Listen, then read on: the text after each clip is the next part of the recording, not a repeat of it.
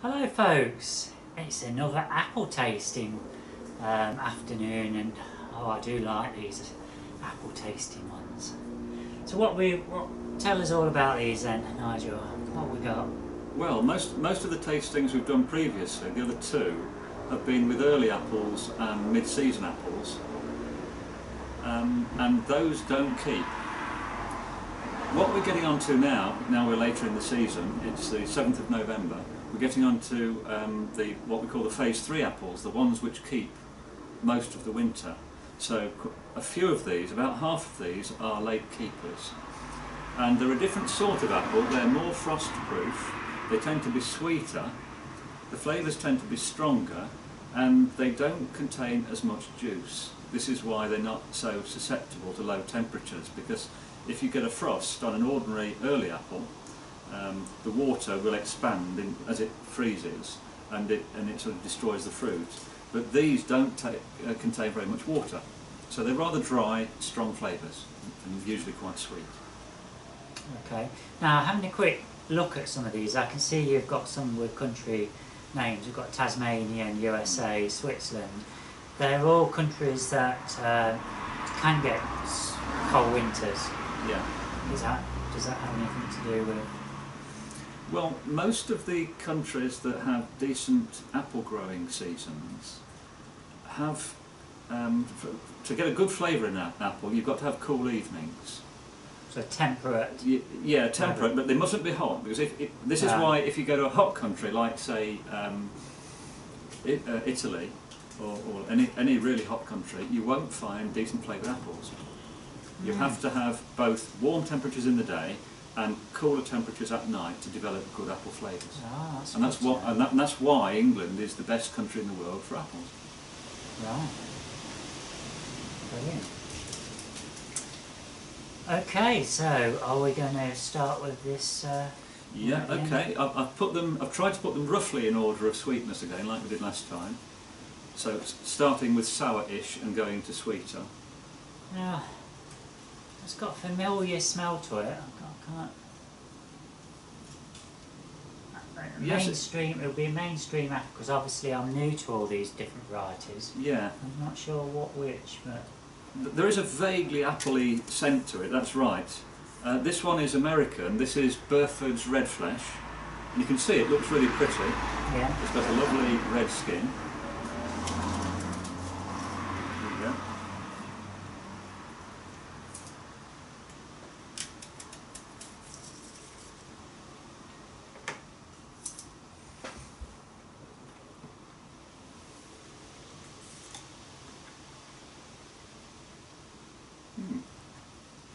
Well, it's fairly firm and fairly sweet,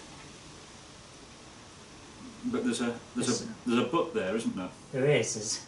I can't put my finger on it, but it does. You couldn't eat a whole one. It's got a sort of bitter aftertaste somehow. I think you've hit it. Yeah. Nail on the head there. Yeah. It's When you get down to the skin at the end, you're left with this. Yeah, there's no way you could eat a whole one of those. And in fact, what we use these for is mainly for cooking, or for making ciders, or to put just 1 or 2 slices in a fruit salad, because it brightens the appearance of the plate. But it's not really a very good flavour. I mean, I could still eat it, but yeah, but it won't be my favourite. Yeah. This is the problem with a lot of the red-fleshed apples. There's something wrong with the taste in many of them, and this is why there's a big worldwide attempt at the moment to produce a red-fleshed apple that has a really good flavour, and no one yet has done it. It's quite a difficult thing to achieve. Right, the next one, this is Golden Noble. Now, the last time you saw this in one of our other tastings, it was green. And whilst it's green, you can use it as a cooker. When it goes yellow, you can also use it as an eater. Right. And I assume that means then that the taste is altered. Yeah, the taste is altered. It's got less tart. I mean, it's not a brilliant eating apple, but if it's the only tree you've got... Oh, this is better than that one. Yeah, it gives you an apple that's quite fresh and pleasant. Very refreshing. In fact, that's pretty good this year. That is good. Very. And the flesh is quite white.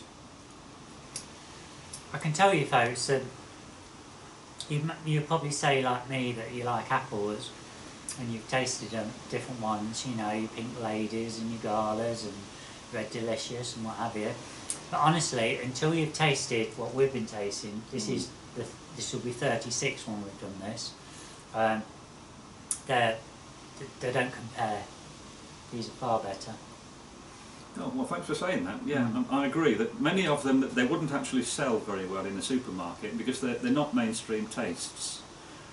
Most people like a fairly middle of the road apple that's fairly sweet, fairly crunchy, fairly juicy. And also, you know, you'd have to have 10 of those, wouldn't you? Oh yeah, I mean this third one. This I would. Yeah, now this is the Sutton this is the Sutton Elms apple.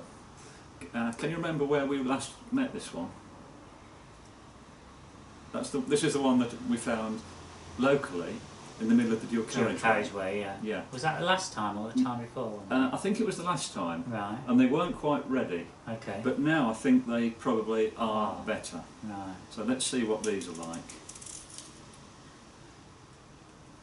This is a late winter storing apple. They keep pretty well, and as you store them they get sweeter because they lose water. Yeah. A lot of early apples... Very firm apple. Yeah. Crispy. That's sweeter than last time, isn't it? That's jolly good. The only disadvantage to it is the size. You can see that's a little bit bigger than a golf ball. But very nice.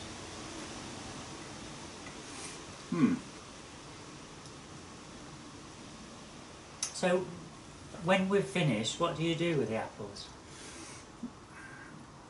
Quite often we put them into an apple pie. Right. So we cut them all up. Yeah. Because obviously once they're big cuts, they don't keep. No.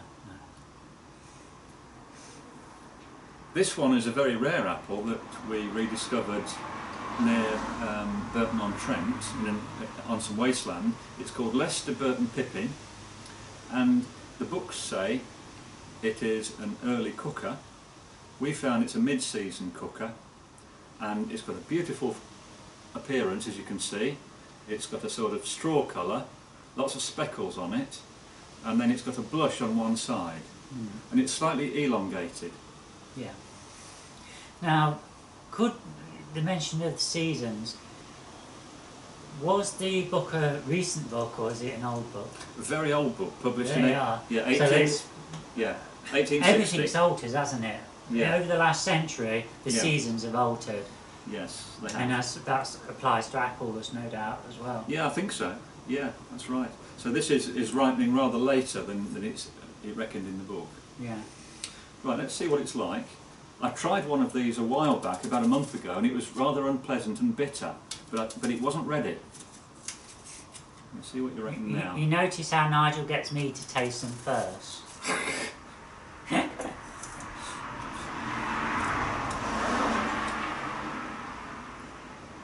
I've never tried this one before when it's fully ripe. That's nice. It is. I like it. Yeah, the bitterness has gone. I'll have another bit, please, Nigel. Yeah, okay. It's pretty sweet.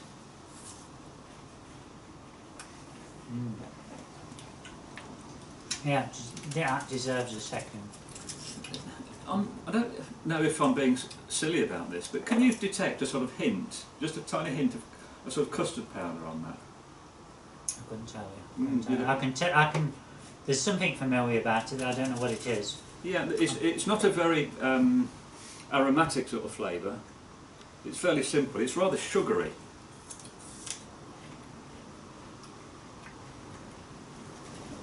But there's a hint of something a little bit, perhaps like vanilla, or it reminds me of the smell of gorse flowers. But it's good, isn't it? And do you have many of those apples? Well, it's the first time the tree is fruited, and we had 4 apples, and that's number 2. Yeah. We have another apple tasting to do in about a fortnight, so I'm keeping one for that. Oh, lovely. And then we'll have one for an apple pie, probably after that. Yeah. But we're hoping for a few more fruit next year. Yeah. Yeah, well that one I think, yeah. Yeah, that's nice. Very nice. It'll be interesting to see if it goes brown as well. Some apples, when you cut them, They go brown very quickly. Go brown don't they? quickly, and others will stay white, sometimes for a day or longer. Oh right, I didn't know that. Yeah. Right, now this one is an apple that was bred by a guy called Marcus Cobalt in Switzerland, and it's called Maloney Lily. It's a small apple that he bred for growing in containers. So if you haven't got a garden, you've only got a patio, you can grow this in a pot, and it's got quite a nice flavour. You can see it's not very big.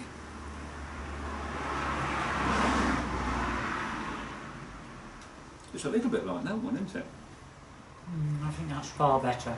Yeah, it's got, always got a stagnant edge to it. Yeah. It doesn't taste so good. No. No. It tastes sweet to start with, and then it sort of another flavour comes through that's not so nice. Yeah, that is better. Yeah. So Okay. what we've got here then, this is a... Now that's an old English variety, that's called... some sort of insect on it. Let's have a look. It's alright, it's gone now. Oh, it's gone, right. It's gone. Yeah, this is called yellow ingestrie. I-N-G-E-S-T-R-I-E. Yellow It's got ingestrie. a funny feel to it, a greasy kind of... Let's feel it. Also, it has. It's sort of shiny. Yeah. It's got speckles on it, and it's yellow going orange. And again, this is quite a small apple, often grown as an ornamental. It's got a lovely weeping shape, and the fruit reputedly is quite good. So let's see what we think of it. Now some of these apples have, I assume that there might be some of these which you've never tasted before, because they might be new to you, are they? I've not I tasted yellow ingestrie 15 years ago, but I've not tasted it since. Right. Is that because the tree was new to you, or you've got so many that you've just passed it on to other people? Well, this isn't from my tree. I identified this apple for somebody about a fortnight ago, and she let me bring a few apples away, and I've kept them for now, because I know this one improves on storing. Right. Oh, it's very sweet, isn't it? Very, very sweet.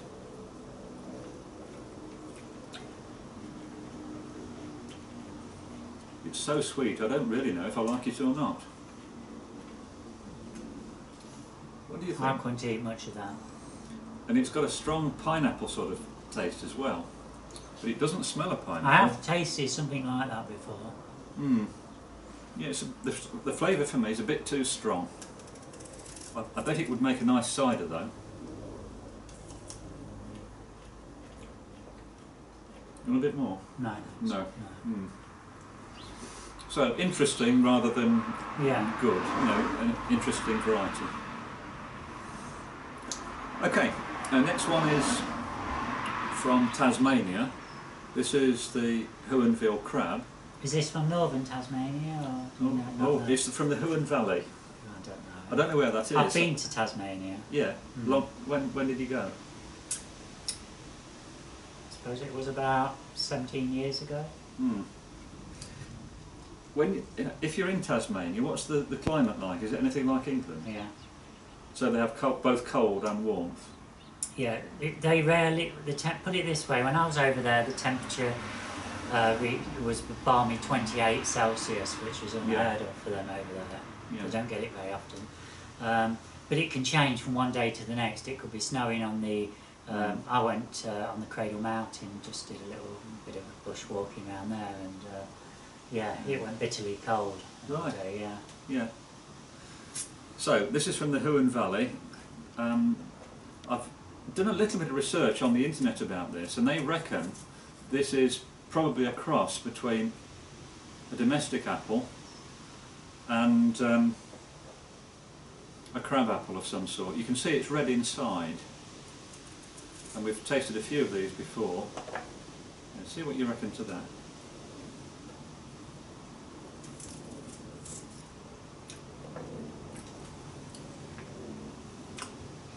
That's nothing like we've tasted in any of the apples so far. It's got a very unique taste. That's very odd, isn't it? Mm. Quite different. In fact, folks, How do you describe that? if somebody gave me that, a piece like, you know, blindfolded, I couldn't say that it was an apple. It doesn't taste like apple, No. really, does it? No. The texture is like apple, but the taste isn't. It's tart. Is it sweet? I'm not sure whether it's sweet or not. A bit more.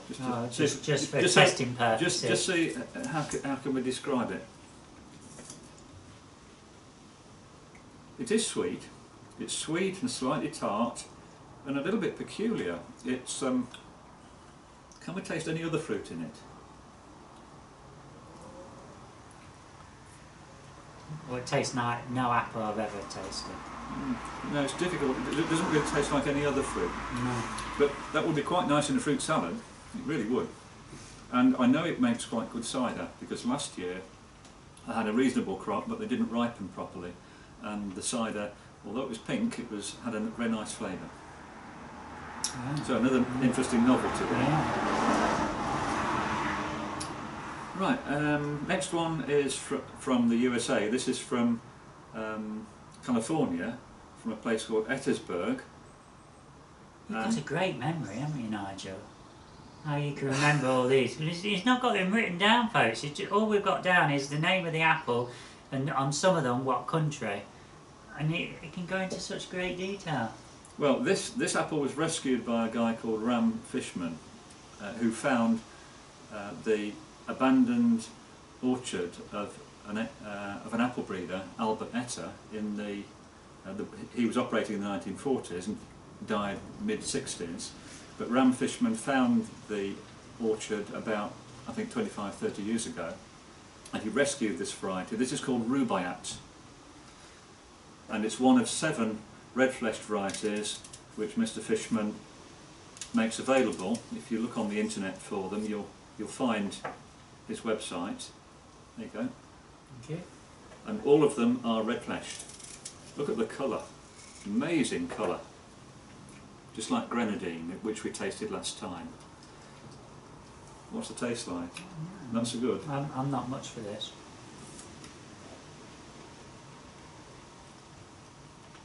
No, it's rather like grenadine. It's quite tart, a little bit dry and powdery almost. Mm. It's got a very penetrating taste. You couldn't give you mouth sores, that could. Yeah, you couldn't eat a whole one probably of that. You just want a couple of slices in a fruit dish, and that's all you'd want. But you can see it's interesting, and it has very pretty blossom. I mean, folks, just because we're tasting these now, what you've got to remember, as Nigel said before, that apples change during time. So we might be tasting these now, and then 2 weeks ago or 2 weeks in front, it could taste quite nice. Yeah, that's right. You know, so Yeah, just don't go by what we're saying. We're tasting it. It's like a snapshot, isn't it? Yeah, it's a snapshot. Yeah. And so don't be put off from buying these apples, what I mentioned. Nigel will put them down in the comment section. Just by what we're saying, it's because they may be different at a different time as they mature, or yes, earlier on, you know, rather than later. And look at the diversity as well. Yeah. You know, when you bear in mind that most of the commercial apples that have been developed since the 20s have come from 6 ancestor varieties, this is why most of them all taste so similar. But if you bred apples from these, you get a tremendous variety of flavours, tastes and shapes, and ripening seasons. Right, let's go to the next one. This is another of Mr. Fishman's rediscoveries from Albert Etter's orchard. This is from the USA, Ettersburg, And California. Pink pearmain. Yeah, pink pearmain. Oh, pink pearmain. pearmain. I've had fruit from this for several years, and I've been fairly impressed most years with it, but I've not had any this year yet.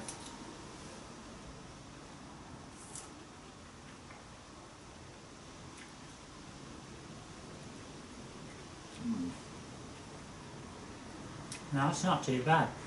Yeah. In fact, after that first one, that's my second favourite, I think. Yeah, that's got a nice moderate flavour. It's sweet, texture's okay, looks nice. It's got a nice red colour inside,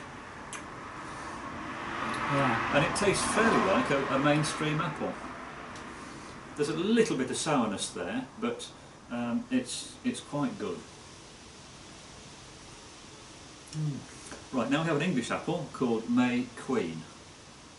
Where would this be come from, or where would the orchards be for this? Is there any? Like would it be Cotswolds or? I don't know. Unfortunately, I can't remember this one. No. You've just been telling them I can remember it all. this one, no, sadly. No. So May Queen. I don't know why it's called May Queen. It might be a reference to the colour of the skin, or it might be a reference to keeping until May Day, but I've never had them keep as late as that. These apples usually get fairly tired by about February or March.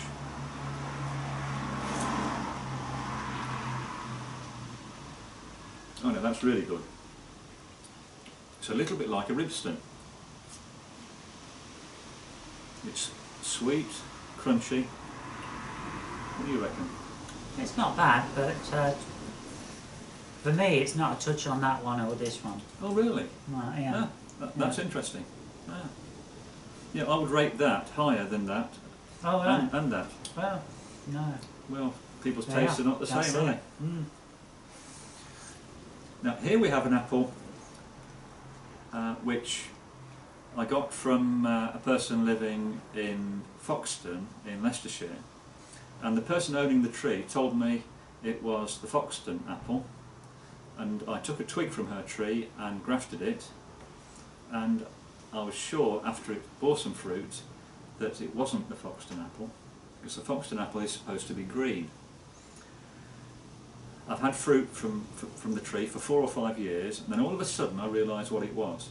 It's James Grieve, which is very well known. So let's see what we think of the taste.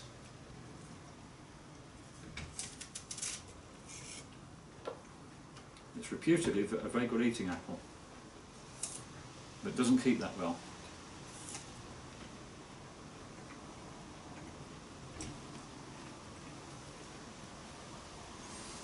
Well, I quite like that. I could eat the whole one of that. Yeah. It's nice. Quite crunchy and sugary. Yeah, it's not bad. I'd say that made me second. That's still my first. Yeah, so that's your first. Yeah, that's one. my second. The Leicester Burton Pippin, which Mr. Hogg in his book describes as bland and having no flavour. We reckon that's good. Yeah. Yeah. And James Grieve good as well. Mm. Our last one is Wyken Pippin. Now Wyken is a little, I think it's a little village just outside Coventry in Warwickshire. There is a pub called the Wyken Pippin, if it's still in existence. I've not been over that way for several years, and I know pub landlords have had a lot of trouble keeping in business with people not able to travel in their cars and drink anymore, and the smoking stopping in pubs as well, so that a lot of landlords are having a lot of problems. So, Wyken Pippin, W-Y-K-E-N. That's not bad. And that's quite sweet, isn't it? It is. And crunchy. Quite pleasant that, I like that.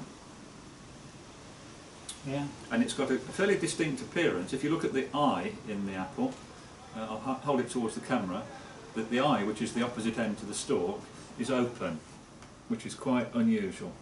It has a distinctive flat conical shape, as you can see. Usually they're a little bit bigger than this.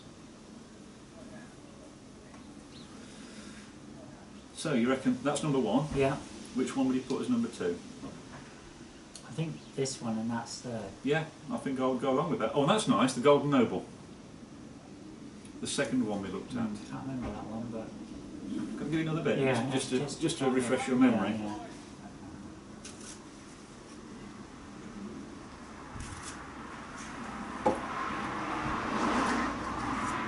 No, not for me. It's not as good as that or that, is No, it? no. No. Okay, so Leicester Burton Pippin we think is number 1 from this selection. James Grieve, number 2, and Wycombe Pippin probably a number 3. Yeah. Anything you want to say to sum up?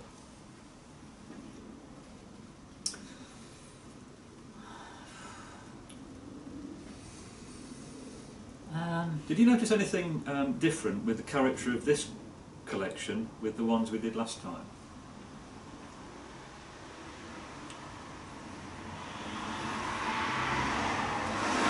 Not really. No. I think No, these stuck out more for taste. I mean, we had some nice ones last time, but yeah. These tend to have slightly stronger flavours than the ones that we had last time, because they are, by their nature, later apples. So that's why the flavours are more distinct. Is the flavour generally better on a later one than an early variety? My personal preference is yes. Yeah. Right. It's a little bit like potatoes. You know that when you eat the very first potatoes, like Rockets or Swift, they don't have the best flavour necessarily. The flavour tends to be a little bit bland. Right. But you're so pleased to have a fresh new potato, you think it's really good. And a lot of the earlier apples have more bland and not quite so good flavours, but they're crunchy and juicy, and it's the start of the apple season, and that's why they are so attractive to us. But as you get later in the season, we get stronger and more sugary and more concentrated flavours. Okay. Right. I think that's about sums it up, doesn't it? Okay, we're hoping to do another of these in the near future. And I think, I've not mentioned this to you, but maybe a little chat about how you got into apples. We could do a little quick... Oh, I'll have a think about that. Yeah. Yeah. Okay. Yeah. Okay, thanks for watching, Thank you. folks. Bye-bye.